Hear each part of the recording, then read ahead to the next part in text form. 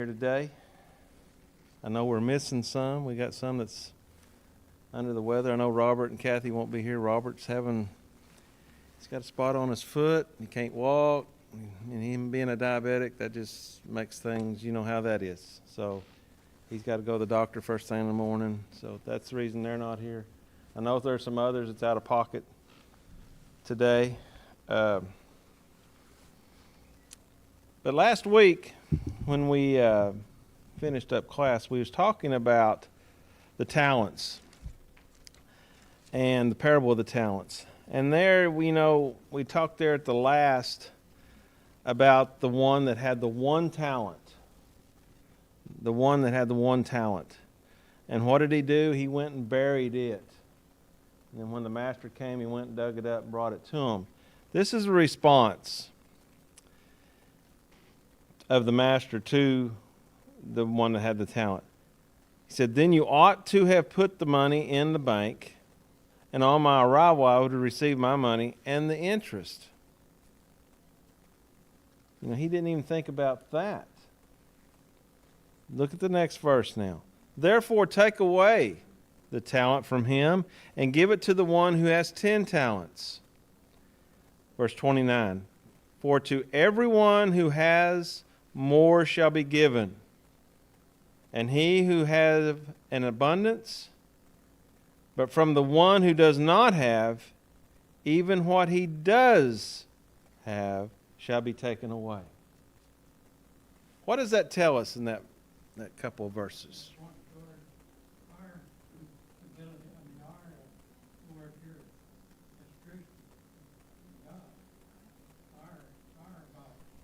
Mm-hmm. If we do what we're supposed to with it, we will earn our salvation. Okay. But if we don't, then we go the other way. Well, let's think about this. It says here, he's taken away the one talent from the man, and he's given it to the one that had 10. Okay, we can understand that. But when he says, "For to everyone who has, more shall be given, and he will have an abundance. But from the one who does not have, even what he does have shall be taken away." How we use what we have. How we take care of what we have. That goes back kind of to that, and I know this is just a cliche, that use it or lose it. If we don't, even if our talent is small, Right. if we use it, that's pleasing to him. But if we continually refuse to use it or to even try to find out what we have, then it won't be any better. Let's look at it this way. The person that had that one talent, he went and buried it. What did he do after that? Nothing. He didn't put out any effort. He didn't try. He didn't even think about doing anything else. I just don't want to lose what I got. I'm just going to put it. But when you stop and think about that, what is that? Look at the responsibility. Let me put it this way. Look at the responsibility of the one that has the 10 talents. He was given another talent. What does that tell you there? What does that tell you there? More was given to him because what? He was responsible. He was a good steward. He was able to take care of it. The one that had the one didn't use it, didn't try. It was taken away from him.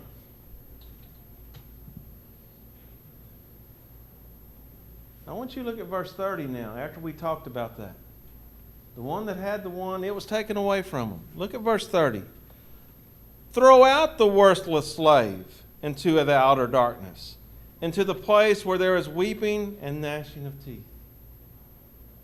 That servant that did not put out any effort, the one that didn't increase, what happened to him? He didn't get to go to heaven. Went the other way.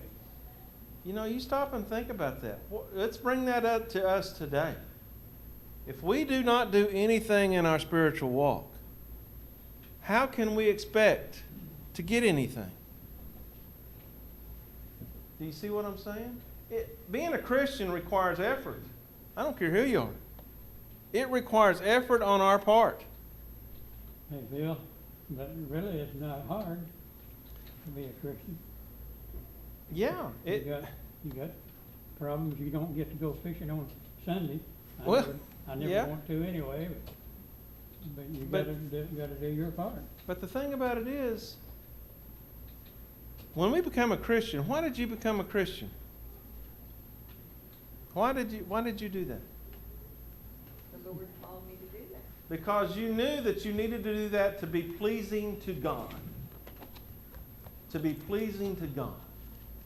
Okay? Now when we say that, that tells us at that point we're trying to do what He wants us to do. He's laid it all out for us, what we must do. If we don't do those things, aren't you the same as that servant that didn't do anything either? That's what He's wanting you to bring out. That's why He's saying, that servant that did nothing that's not pleasing to me, this is what's going to happen. Because I want you to look now in verse 31. We're going to get into that. But when the Son of Man comes into His glory, all the angels with Him, then He will sit on His glorious throne. All the nations will be gathered before Him, and He will separate them from one another, as a shepherd separates the sheep from the goats. And He will put the sheep on His right hand and the goats on the left. You can get a mental picture of this. You can understand. He's going to separate who? Who's He going to separate? The Believers. The ones that did His will and the ones that didn't. Sheep, goats. Okay? That's where we're at. And did you notice He didn't leave anybody out there? When it said all nations will be gathered, I don't think that leaves anybody out. Because let's look here in verse 34 now. Then the king will say to those on his right, "Come, you who are blessed of my Father, inherit the kingdom prepared for you from the foundation of the world. For I was hungry, and you gave me something to eat. I was thirsty, and you gave me something to drink. I was a stranger, and you invited me in. Naked, and you clothed me. I was sick, and you visited me. I was in prison, and you came to me." Then the righteous will answer him, "Lord, when did we see you hungry and feed you, or thirsty, or give you something to drink? And when did we see you as a stranger and invite you in, or naked and clothe you? When did we see you sick or in prison and come to you?" The king will answer and say to them, "Truly I say to you, to extend that you did it to one of these brothers of mine, even the least of them, you did it to me." Okay, let's think about this for a second. What did we say we had needed to do to be pleasing to God? Did you see some of these things that I just read? Like Jerry said, these are minor things. Little things we might think. Have you thought about going and visiting somebody that may be under the weather? Have you thought about helping someone that needed something to eat, needed something to drink, needed some clothes? I think we do a pretty good job of that. If we know there's a need, we try to address the need. But He's wanting you to understand, this is what being a Christian is. I think when you use that term "to the least of them," I think sometimes I'm too bad to try to look and think, it doesn't matter if it doesn't matter what they do, because sometimes we think, well, nobody's helping them, they don't deserve my help, or whatever. He said when you do it to the least of these, so how a person uses what she does for them is not. That's their, it's on them. On you, it's on them. That's But right. when I don't do, then it's on me. I know we've all been guilty of this. Well, we don't deserve, we don't need to help them. They don't. When you say someone doesn't deserve your help, what have you just done? You've done put judgment on those folks, haven't you? You've done judge them saying, now you think about that. Who are we to judge what someone might need? Or who might need? Or how they're gonna use it, I think That's the it. big thing. That's it. Is, well, I don't think they're gonna use it wisely. He doesn't say that here. I've heard it, you know, we used to have the clothing giveaway. I've heard people say, well, they came in and they'll get stuff to go resell. That's not what the purpose of it was for, is it? But that's not on them. But that's not on us. You see what I'm saying? You're offering the service of giving it to people. What they do with it after that is on them. Yes, even though you may know, I know what they're going to do with it. What do? You've put that service out there for them. You've done your part. You've showed the increase. You've increased that talent for somebody. You've helped them. Hey, Phil, the goats is not some kind of evil animal. That's used in the Bible several places. Back in the olden days, under the law, they used to use the blood of goats to Oh, yeah. wash Yeah. away their sins. He was just wanting to bring out the difference. Right. Sheep and goats. I mean, we can all tell the difference between a sheep and a goat. Yeah. And that's what he's wanting them to understand. Okay, now let's look on the flip side of this. Verse 41. Then he will also say to those on the left, which were the goats, remember, just like he said, depart from me, accursed ones, into eternal fire, which has been prepared for the devil and his angels. Think about the difference here. The ones went into the kingdom where it's paradise. The others went into torment. Went into torment. Hey, Phil, I've tried to teach some people, and they say this very verse here, it's not for just a little while, it's forever. And Yeah. They say, no, it's not. When you're dead all over. We'll get to 46 and we'll see about what it says. All right. When it says eternal fire, that's everlasting, isn't it? Now in verse 42, for I was hungry and you gave me nothing to eat. I was thirsty and you gave me nothing to drink. I was a stranger and you did not invite me in. I was naked and you did not clothe me. Sick and in prison, you did not visit me. Then they themselves also will answer, Lord, when did we see you hungry or thirsty or stranger or naked or sick or in prison, and we did not take care of you? Then he will answer, truly I say to you, to the extent that you did not do it to one of the least of these, you did not do it to me. These will go away into eternal punishment, but the righteous into eternal life. The last time I checked about eternal was what? Forever.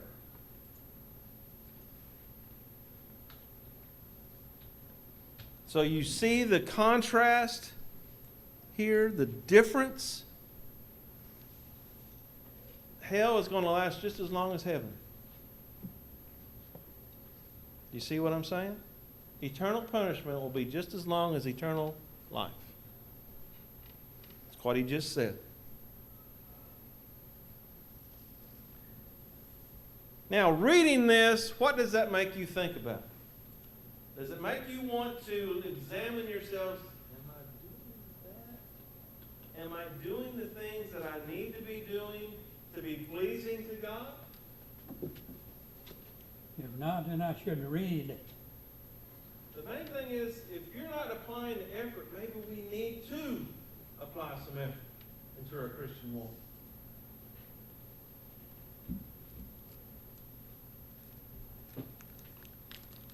That'll be one sad day. I don't know how else to say this. When he starts separating us out, we've all been around cattle, we've all been around pigs, sheep, everything. When you start separating things out, you can tell real quick the good from the bad, can't you? Now Yeah, you think about that. I get that when I'm a milking the goats in the morning, and if I turn around, the old billy goat tries to butt me. Hey, I carry a stick. But it's something that we need to think about in our walk. I can't answer for what you do in your life. I don't know. I don't know everything. Only you know that. I don't know that you go visit. I don't know what you do. Only you do. And that's the way it should be, because, Yeah. he tells us if we do the things that we do to be seen of men, if I do it so that I make sure that Yeah. and that person, then we're not doing it for his, he says it's like a clanging cymbal. Yeah, when someone's in Hungary, just use that for an example, and you go tell, I'm going to go buy him a sack of groceries. And you put it on social media or whatever. Now, do you see what you've just done? Do you see what you've just done? You've got your reward. If that's what you get a kick out of. Yes, the man may have got the sack of groceries, but what did you get? What he's talking about here, something that is done just to be done. The Bible says it's more blessed to give than to receive. That's right. That's right. So it's something that we need to think about in our walk today. I know you say, Phil, that's kind of depressing. Well, yeah, but it's essential for us to where we're going to end up, what we do in our lives. Continuing on, chapter 26, kind of changes topics now. When Jesus had finished all these words, he said to his disciples, "You know that after 2 days the Passover is coming, and the Son of Man is to be handed over for crucifixion." Now you stop and think about what he's just told these apostles. Here they've been with him all this time. He said, 2 days Passover's coming. Then after that, the Son of Man's going to be handed over for crucifixion. This had to be hard for them to hear. It's hard for a person to read that, knowing what's going to take place. Verse 3 now. The chief priests and the elders of the people were gathered together in the court of the high priest named Caiaphas. And they plotted together to seize Jesus by stealth and kill him. But they were saying, not during the festival, otherwise a riot might occur among the people. How was Jesus viewed among the people? I'm not talking the leadership, I'm talking the people. How was he viewed? Do we know? A prophet? They've seen him do things that can't be explained. A lot of people, now don't get me wrong, there's probably others that may have just came for the show, just to see. Okay? Then there's others that probably wanted to hear what he said. But here the leaders, how did they view Jesus? He was rooting in on our territory. He's going to mess us up. It's one thing to disagree with somebody. It's another thing to figure out how we're going to get rid of the problem. These men here wanted to get rid of it permanently.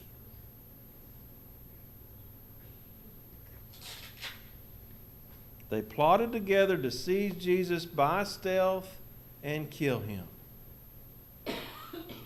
You have to remember, these are supposed to be the religious elite.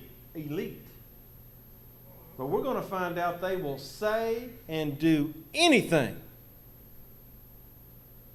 to get this job done.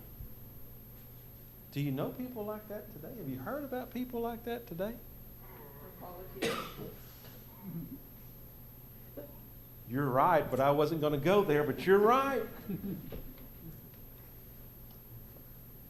It makes you think, doesn't it? You see, well, man, that's something that's new. No, it's not new. Way back in Ecclesiastes, in the Old Testament, he tells us there, there's nothing new under the sun. There's nothing new. Yeah, It's all been done.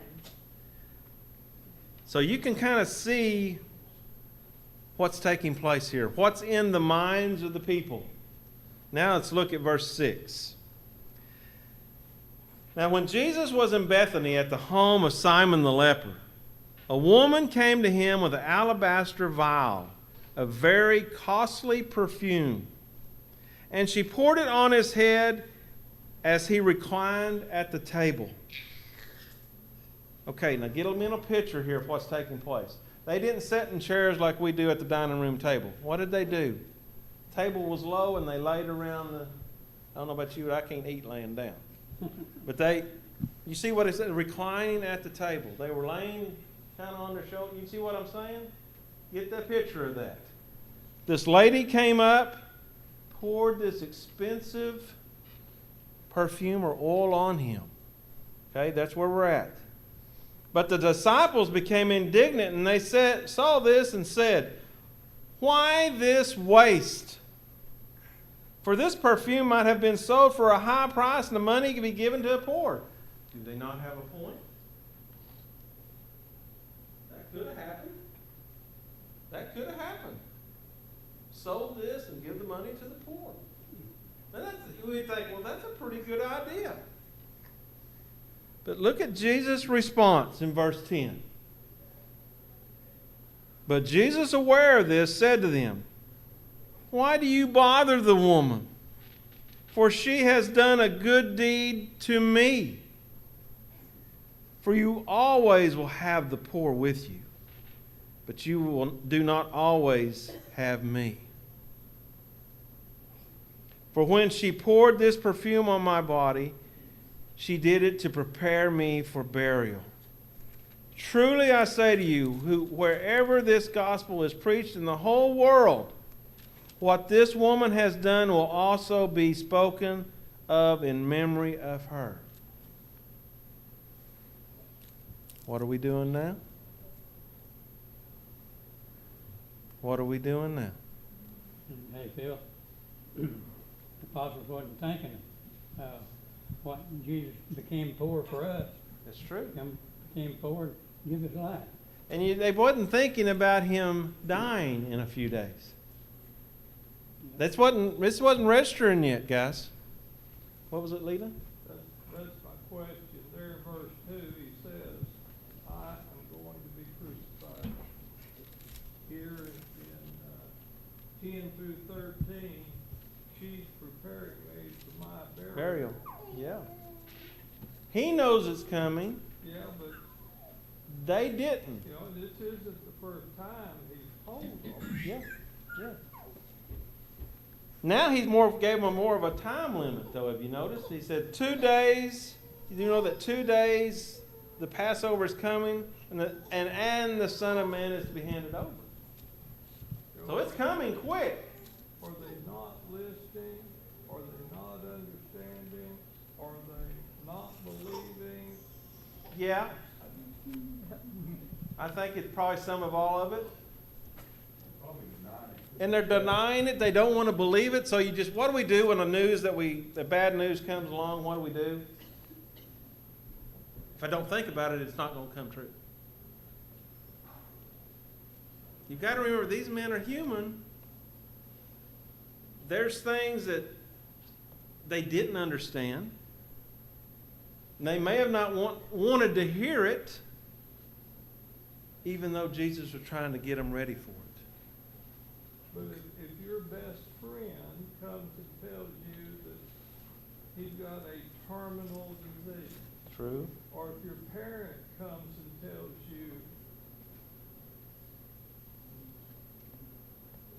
I'm all ears. Yeah. I Oh, yeah. don't want to hear it. Yeah. I don't want to believe it. I agree with you. I agree with you. But the disciples, you have to remember, even when he went to the garden to pray, what happened? He asked his 3 disciples, stay awake with me. What did they do? Went to sleep. You see what I'm saying? They're weak in their humanity. And you know, Phil, I can't begin to second Yeah. guess why, but a lot of these things like this, he puts in here.